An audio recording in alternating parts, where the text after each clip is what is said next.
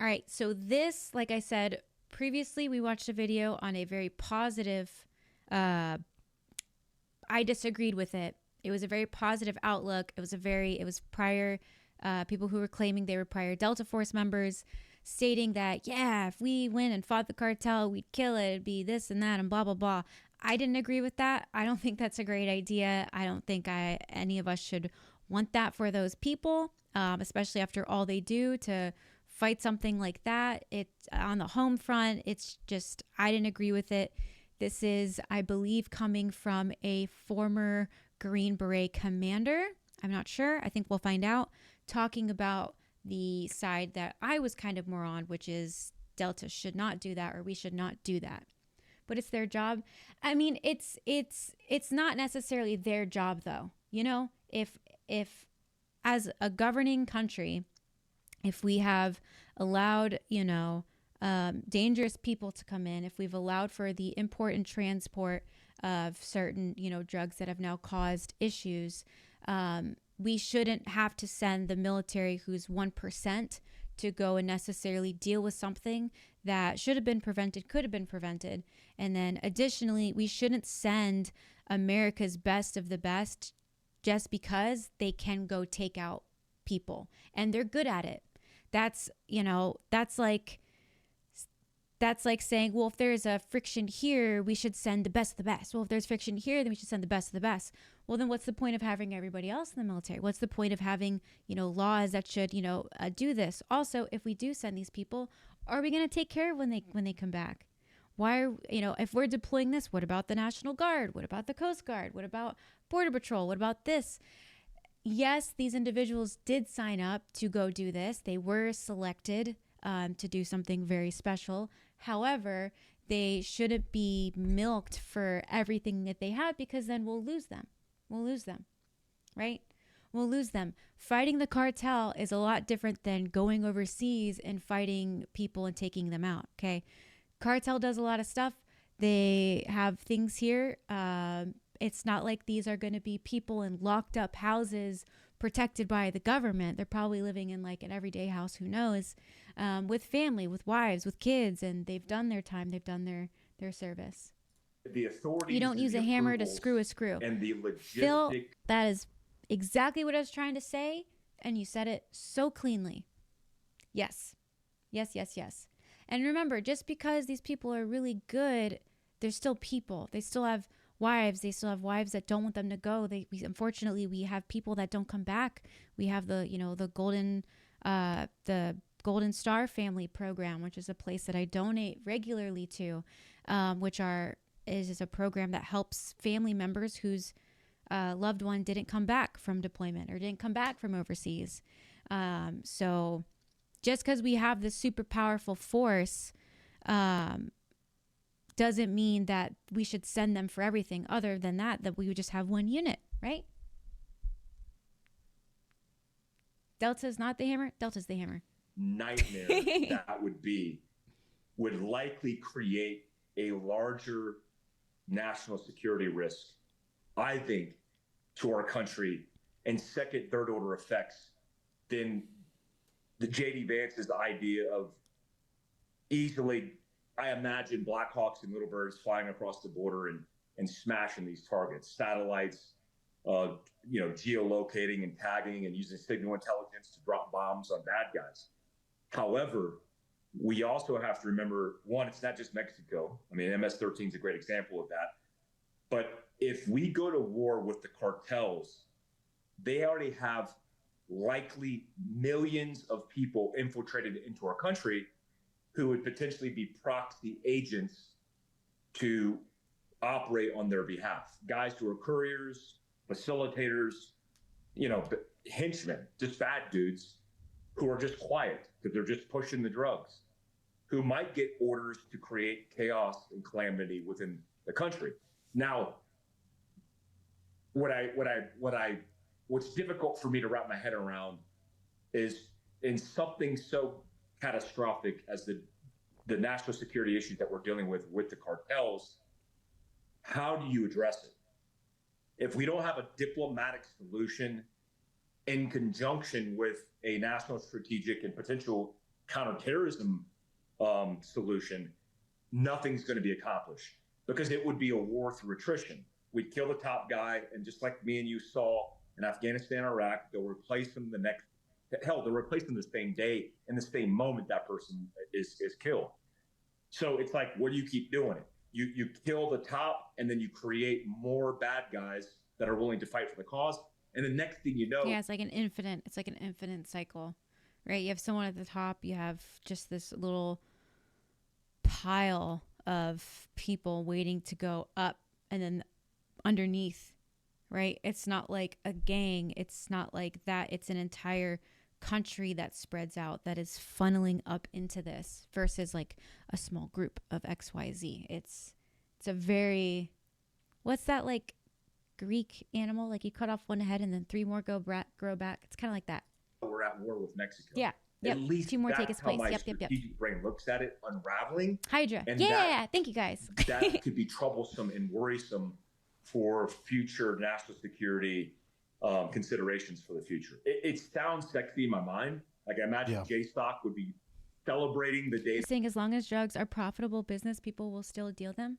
I think that that's one way to look at it. Or if I think if there is a place where you can provide that and you have access to that location, it can still happen, yes. But if you remove that access, if you remove that area of which they are going to, right, then you don't really have it. That happens, but it also is going to be a lot of trouble that if we don't think comprehensively about it, we might end up in more serious issues. Yeah, I tend to agree with you. You know, I'm looking back at this overview, and yeah, from a tactical perspective, I'm right where you are. You're thinking, oh, wow, look at the bases that we have in Texas. We'll surge the 160th there. We'll rotate assault squadrons through. Instead of being on standby, you just go to Texas, and you're banging targets south of the border, right? We're just going after the cartel. But, you know, what Morgan Luttrell introduced, to me, that is more of like a planning in theory, it seems like. They have to establish a strategy first, trying to look at the feasibility of this. But the line that sticks out to me, we have to recognize the Mexican government is being, in a lot of ways, destabilized by the constant flow of fentanyl. I have been very fortunate to do a lot of episodes with people talking to me specifically about the cartel south of the border. There are cartels all over the world, but I'm talking specifically in Mexico. And what's not in that sentence that I believe should be in that sentence that tells a much more... You're saying cartels are not the cause, they are the symptom. You have to reduce that issue, then take out the cartel when new one won't pop back up. I don't know. Even if they are the symptom, it's become so widespread that it's, I don't know. I think it's created its own thing at this point.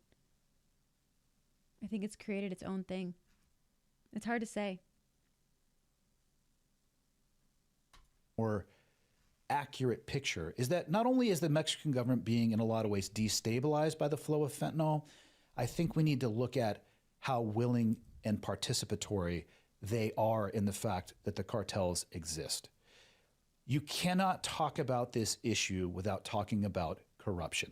And the people that I have talked to who make their living talking about cartels say that corruption is widespread. So yeah, is it destabilized? Sure. But are they also part and parcel whether they are turning a blind eye? Okay, I feel like that is not necessarily the best angle to take on this. I think saying that the government is corrupt is a very I don't know how to say this. We're gonna get a little feisty here, guys. We're gonna get a little feisty here. I wouldn't say that you could necessarily call them corrupt in the same way that we would call something corrupt, right? Because for us as Americans, for something to be corrupt, well, hang on. I'm gonna get to that. Hang on. All right, hang on. I'm not saying what you guys think, okay? Give me a second. Let me cook. Okay? I think that we can't say corrupt in the same way that we would call, like if we were to call our government corrupt versus versus the Mexican government corrupt. Because corruptment in America means that they are going against our government doctrines that allow freedom of XYZ and expectations of the American people. So the corruptness that would occur comes from someone not doing what's best for overall Americans or for in line with the Constitution. That's what we can consider corrupt. So it would be someone turning a blind eye to what all Americans know is right or wrong, right? Versus in Mexico, they don't have that protection. Or if they do, it's not the same way that we do.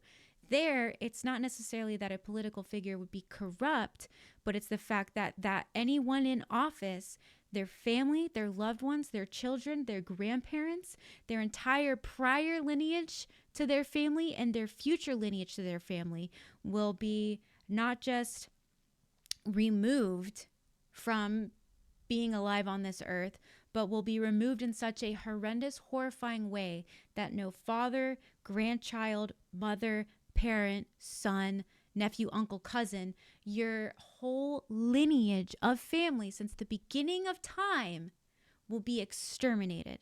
That, I think, a person doing what's best and their natural instinct for their family is a lot different, and I wouldn't consider that corrupt. I would say that's a horrible situation. Maybe I'm saying that because I'm a woman and I'm talking with my feelings right now.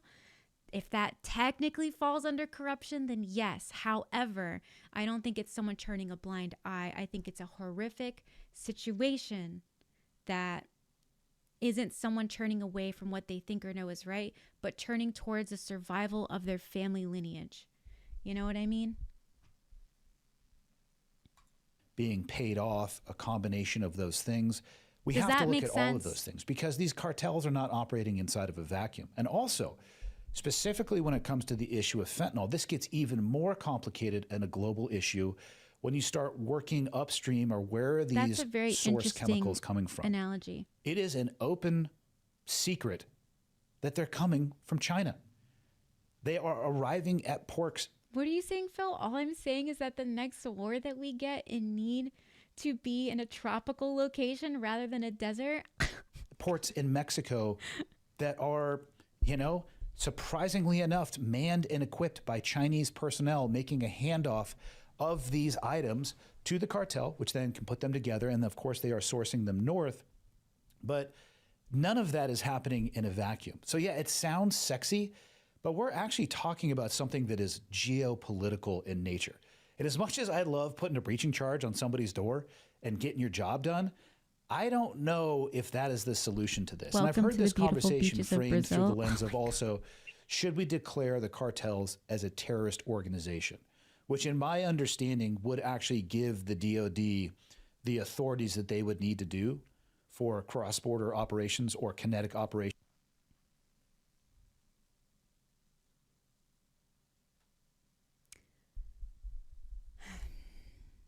I have personal opinions that I will not say here about the definition of terrorism and what should be applied. However, just food for thought. I have no idea what he's going to say. Okay, that's it. To the Discord, no, guys, the Discord is not safe. War Thunder Discords, no bueno. Preach your truth. No, guys, no. Maybe one day. Maybe if I'm on like a podcast and they get all riled up and they're like egging me on, and I'll be like, yeah, and what about this and this and this and whoa. Against the cartel. Getting a little heated. But as you mentioned, Eating it up. it's cutting off the head of one snake, it's replaced. And are we only going to go after the cartel sources on the ground, the agents on the ground? I mean, I live 60 miles from the Canadian border, and I know without a shadow of a doubt, just in talking with my local and federal law enforcement friends that I have in the area, that we have cartel members that are active in the state of Montana. So it goes back to that issue of what direction would these people get if we were to declare them. The lines over his head is throwing me off. You guys know those little head scratchers that look like little claws, and then you put them on like their heads and they go like this? You guys know what I'm talking about? Little head scratchers, they go like this. It reminds me that he has a little head scratcher that's coming out and it's about to like start scratching his head. You know, like when the videos when you see the cute German Shepherd. I'm trying to figure out where emote. There it is. You know what I'm talking about? He made me distracted. Who would have thought? Hey, that's what it makes me think of. The little head scratcher coming up and going. A terrorist organization. Also On the other angelic. side It looks of that, when these angelic as people well. are rolled up, I think that we head would probably scratcher. have an ability to treat them with a little bit more of a heavy hand, because right now it's largely catch and release, because they're not a terrorist organization. They may be an illegal or undocumented individual, and states are handling those massager. issues Yeah. very differently, right? But again, if they're a dedicated and declared terrorist organization, I think you'd have a much more likely Do you think if they labeled, you guys are in emo only mode, it's over? Anyway.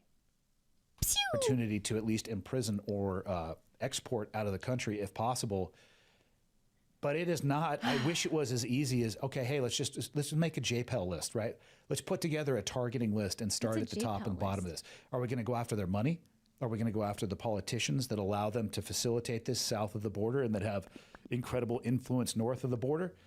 It is not as easy and as precise as it may sound. And like you, the last thing I want is a protracted war with our southern neighbor along the U.S.-Mexico border. I would agree with that. I would agree with that. Do do do do. And then we saw them. Oh God, what's happening? We Who's saw